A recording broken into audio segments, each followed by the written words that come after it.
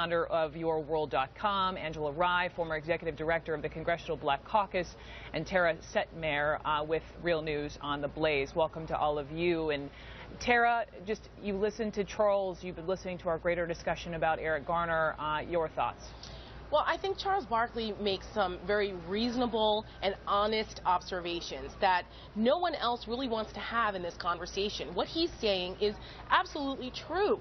But because emotions have run so high, because you have so many race agitators out there that have a bigger agenda, no one wants to hear the facts of what's going on. No one wants to consider the other mitigating factors that contribute to these circumstances oftentimes. They do not happen in a vacuum. What happened with Michael Brown did not happen in a vacuum. You know, Charles Barkley was honest enough to say that he didn't know some of the facts about Michael Brown being in the car, or the fact that the blood splatter showed that he came back toward the officer, or that there were black witnesses who corroborated Darren Wilson's story. He said, you know, the media didn't really report on those things. Yeah, there's a certain responsibility here to make sure that the facts of what happened went on were told. He told me he didn't want to talk about it until the grand jury decision was made public, because he wanted to read. He said he wanted to read, and he said that's the problem with a lot of our society, that a lot of us jump to conclusions. That's right. And we make up our minds. We make snap judgments, and then you see what it foments this kind of mob mentality where the facts don't matter anymore, and then policy and decisions are made as a result of that, and that's when things become dangerous. And I think what Charles Barkley, the point that he was making, I think is fair. It's a fair and reasonable point to make. Angela, you were shaking your head. Weigh in for me. On the whole thing, I think I want to start with Charles Barkley, who said that there are times where it's okay to racially profile and times when it's not. It is never okay to racially profile. There is nothing about this Eric Garner situation that makes this a justifiable homicide. That officer did not act justifiably. I know that in this country at this point we have law enforcement officers that fully believe that being black is crime and violent enough. It is not, and it is time out for that type of policy shaping and making. The president spent his Monday with young protesters from Ferguson. He spent his Monday with faith leaders and law enforcement officers and those protesters trying to figure out how we get to yes, how we make this country better for everyone here, not just for the folks who wear a uniform, but for the folks that they are so-called supposed to be patrolling. It is becoming overtly violent. We have watched this go downhill from Trayvon Martin, when at first it was justifiable because he was just an ordinary citizen who was afraid, and now we see this Mike Brown case, and now Eric Garner. It is getting progressively worse, and it is 2014. And it is long after the Civil Rights Act, and it is time for us to see very, very different consequences. This is over the top. Making all your points, just because I was sitting there with him, Charles said, he didn't say it was okay to racially profile, he just said there is some basis in racial profiling because there are some bad apples everywhere. That was what he was doing. We do it with terrorism. We do it with terrorism, so I mean, they're and that's not okay profiled either, based Tara. on data. Yes, give me a break. So you think an 8-year-old child should be profiled in? I mean, it's okay for them to be patted down in an airport, or a 90-year-old grandmother? I mean, they profile in Israel for a reason. There's data. There's data behind it. Racially profile anyone. I don't care if you in are high crime areas. There's a reason behind it. No, ma'am. That does not make that. You're exactly right, and you're not making perfect sense. What I'm telling you is that there is if 90% of the crimes are committed by a certain amount of people, then it makes sense to you. Those are the people you're getting your statistics from the O'Reilly factor. I'm getting the statistics. FBI uniform crime report. And even that, you should know, it's self-reported, Tara. That's self-reported data, and as you know, people from police departments. So you're questioning the FBI uniformed crime report? No, I'm telling you it's self-reported. Listen to what I said. I heard you. Boys, and it's you the FBI uniform crime look report. perplexed listening to this back and forth. I'd love to hear from you.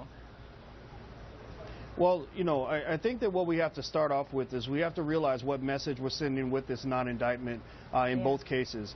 Basically, with the Eric Garner case, what makes it so incredulous is that we're basically saying that you can kill a black man in broad daylight with dozens of witnesses on camera and not even have a trial. Not a conviction, not even have a trial. I mean, what kind of message does that really send, particularly to young black people? Because you can't get into this whole idea that, oh, he was a criminal, he might have been selling stolen cigarettes. Obviously, we know that that's not worth the death penalty. But then also, you have to ask yourself, okay, this interaction, it did go bad. But racial profiling is where it all began. Because understand this, you've got wealthy white guys right on Wall Street that are stealing billions of dollars. They're carrying cocaine in their pockets. But guess what? They'll never be convicted of those crimes because police aren't following them around and asking them, what are you doing here? Why are you here? Who are you with? Where are you going? What are you up to? And so the fact is that what we have to really be concerned about as a country right now is that we've gone beyond the days where you can kill black people and not have black people respond.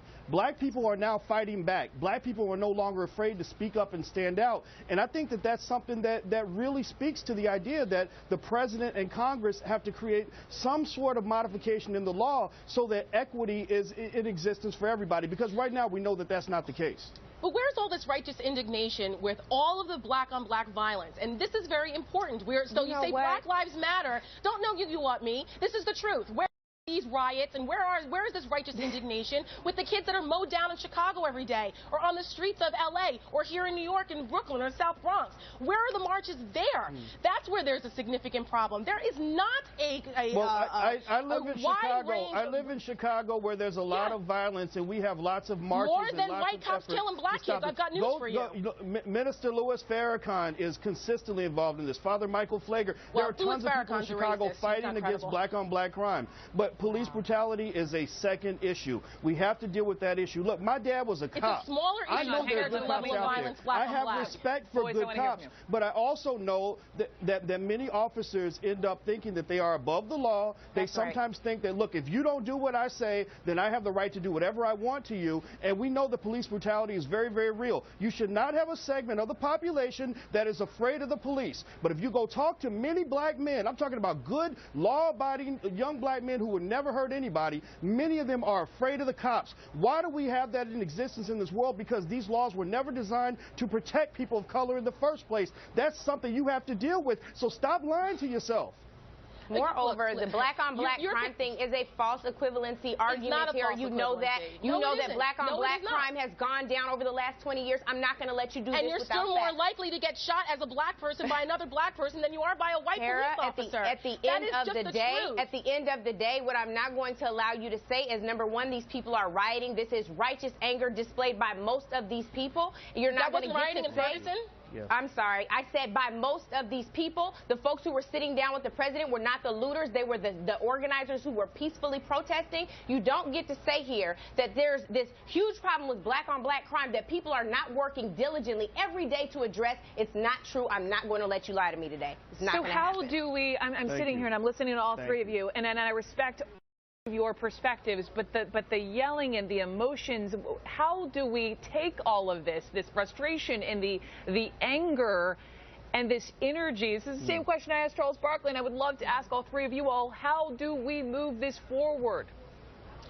Well, we need to have an if you want to understand the emotion, Go ahead, boys.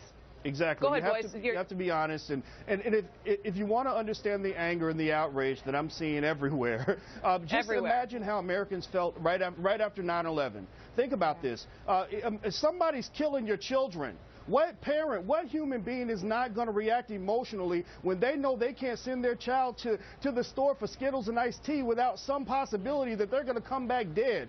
That is a very serious reality for so many black families in America. So, I would say this, that good cops that are out there, they want to deal with this problem as much as the rest of us do, because we don't want to live in a society where everyone's afraid of the police, where everyone hates the police, where black kids grow up thinking the police are all bad. But if you don't deal with this, if you continue to turn a blind eye to all these homicides, then you're going to have what actually could become a race war on your hands. We've got to be very, very careful.